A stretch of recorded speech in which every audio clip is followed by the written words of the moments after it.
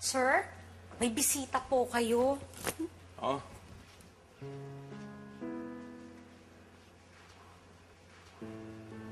Roxanne.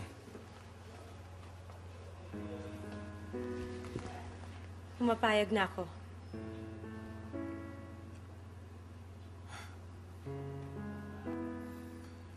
So, you've decided to marry me.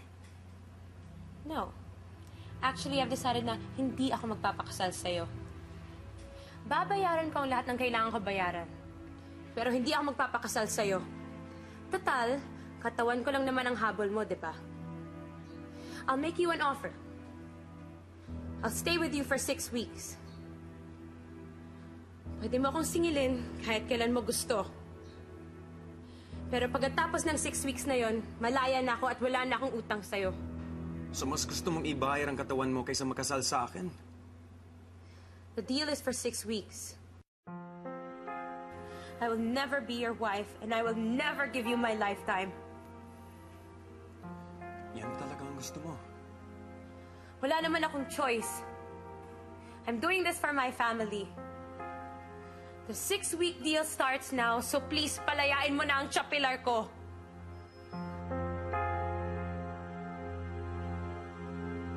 Roxanne, Iha, ano nangyari? Pumayag ka na magpakasal kay Alex? Tsapilar, huwag ka na mag-alala. Kaya ko naman yung sarili ko eh. Anong napagkasunduan ninyo? Basta kayo na po bahala sa penyahan. Pagbalik ko, tayong dalawang mag-aalaga niyan.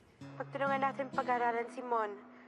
Sige po, lubat na po ako. Huwag niyo na po akong alalahanin. Kayo mag-ingat dyan, ha?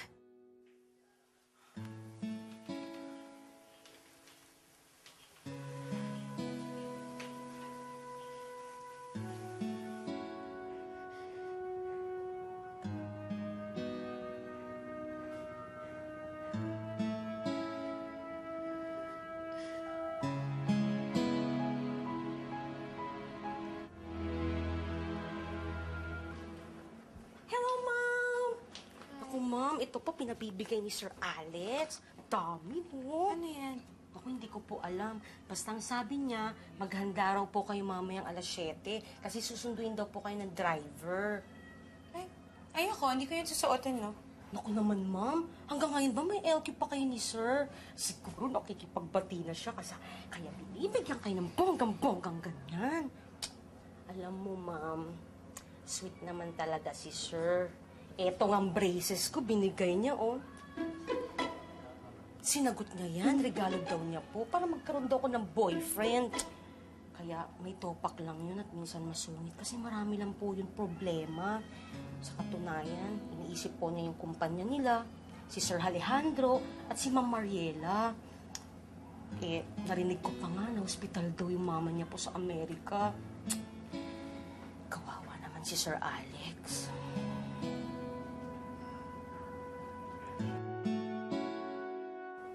Mabuti nga, andito ka. May kasama na siya. Alam mo, Ma'am, mula nga nung dumating ka, lagi na siyang kumakain dito. Dati kasi, hindi ko nakikita yan kasi sa opisina na yata nakatira. Sa bagay, kung ako si Sir, bakit nga naman ako uuwi sa bahay na malaki nga? Wala namang pamilyang sasalubong.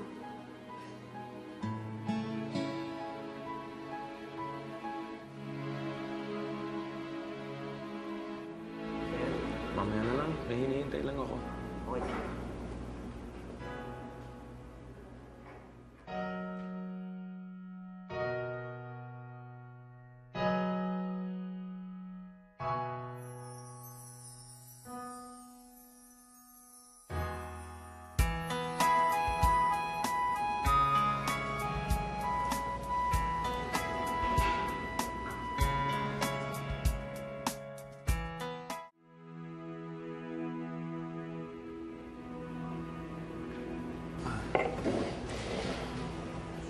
Please sit.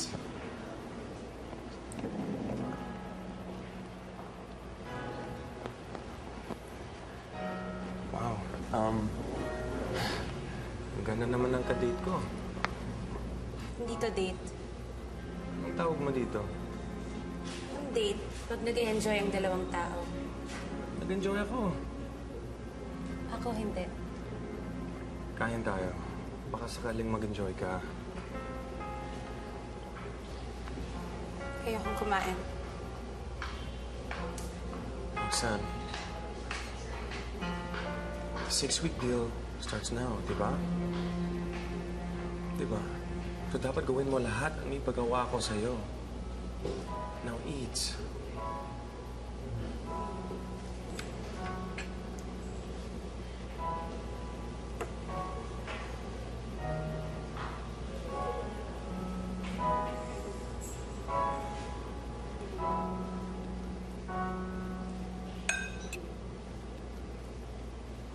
Ayan.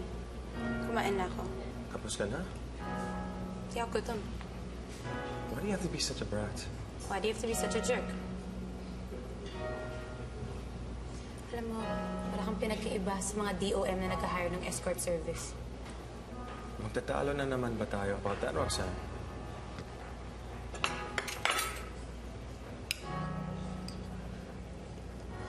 Yan. Busog nga ako. Kumain ka. Roxanne, we will be together for 6 weeks. And in that time, you will be mine. Only mine. So let us be friends. Hindi tayo friends. Amo kita. Alipin mo lang ako. Why do you always have to bring that up sa usapan natin? Eh bakit? Totoo naman, di ba? Kaya nga ako nandito, kaya ginagawa ko yung gusto mo. Kasi nakatali ako sa utang. Just for once, can we not bring up anything about the agreement? Can we have a decent conversation, normal conversation, na hindi tayo nag-aaway? Ano ba pang pag-uusapan natin? Eh, yun lang naman nasa isip ko, yung deal natin na to. Marami. Tulad ng... Tungkol sa'yo. Your dreams, your passions, your likes, your dislikes, childhood, memories, anything. Ano to? Getting to know you portion. Alam mo, pagkatapos ng 6 weeks na to, wala ka na sa buhay ko forever. Kaya para saan pa? Yan ka na naman. Binanggit mo naman ang deal. Sige, kung ayaw mo magkwento about yourself, ako naman magkukwento. Ask me anything. What would you like to know? Bakit gusto mo kong pakasalan? Hindi mo ko kilala, pero gusto mo kong pakasalan. So bakit? Alam mo kung bakit? Because I always get what I want, Roxanne. Since the first day I saw you, I already knew I wanted you. And I had to have you.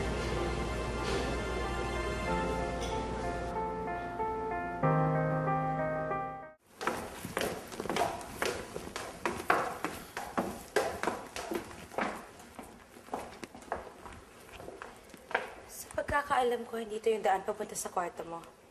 I know. So bakit ka nandito? Punta na ako sa kwarto mo. Ha? Bakit? Masama bang magpaka-gentleman ako? And yet, ka sa kwarto mo? Ha?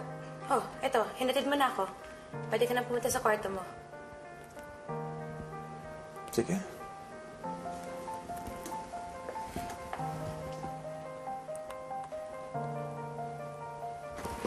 Good night, Roxanne.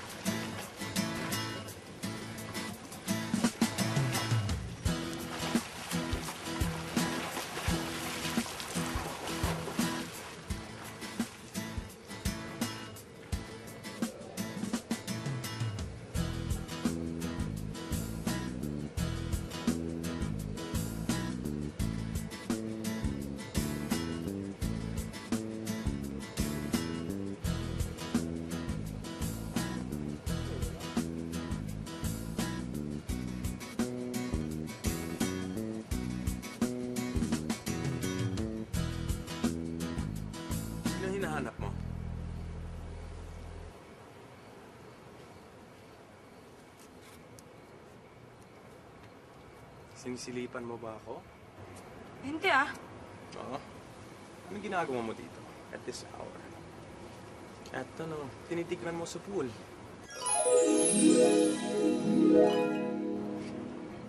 Teka lang. Nakausap pa kita.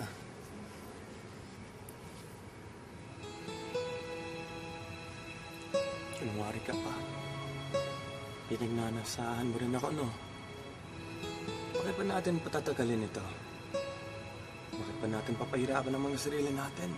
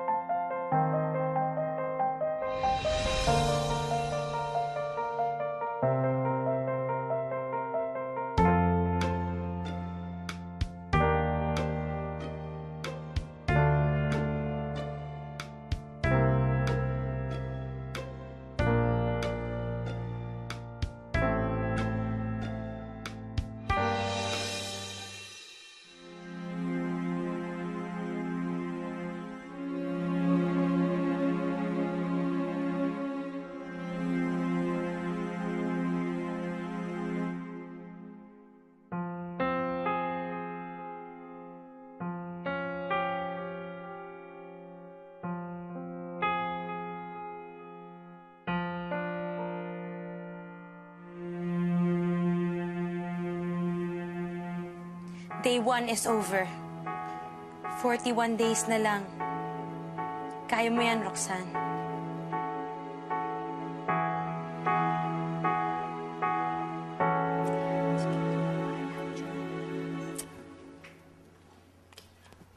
Ay, good morning, ma'am. Naku, halik ka. Pasok. Ay, kain po tayo.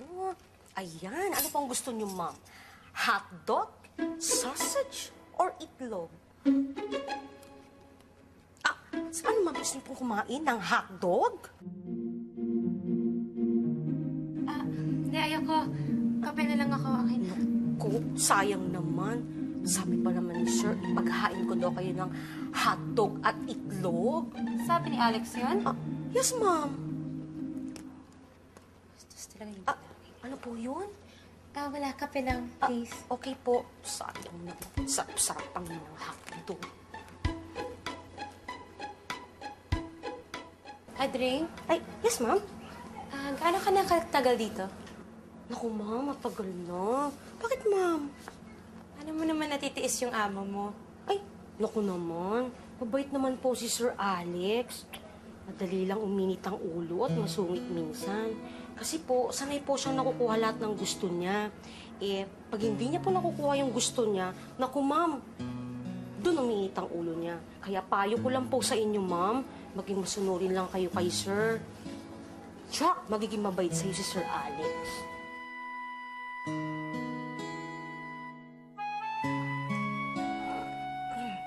Sarap.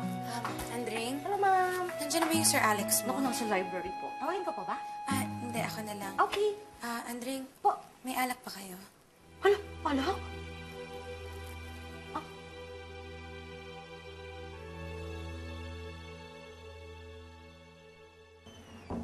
ginagawa mo dito? Day 2 na ng usapan natin, di ba? Tapos? Ayoko lang yung sinisingil ako na hindi ako handa. I don't think you're in a position to demand anything. Ano pang hinihintay mo? Sisingilin mo rin naman ako, di ba? Mas gugustuhin ko lang na handa ako. So let's just get down to it. And I'm ready. FYI lang. Yan ba ang apekto ng alak sa'yo? O epekto na nakita mo kagabi? Na ikaw na mismo ang nag-aalap ng katawan mo eh. Huwag kang ang ipokrito. Kaya alam naman natin dalawa. Ito lang naman habol mo eh.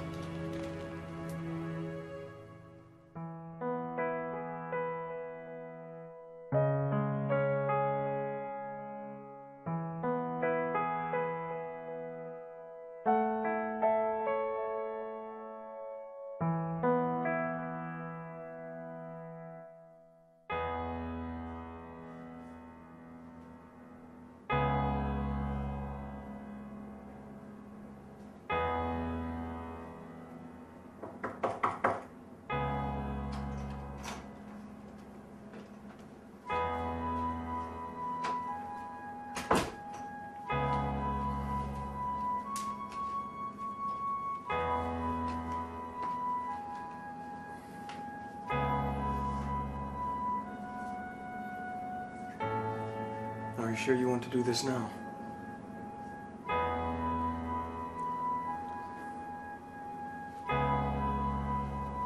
Better now than later. Baka mamaya gulatin mo na naman ako. At least ngayon, handa na ako.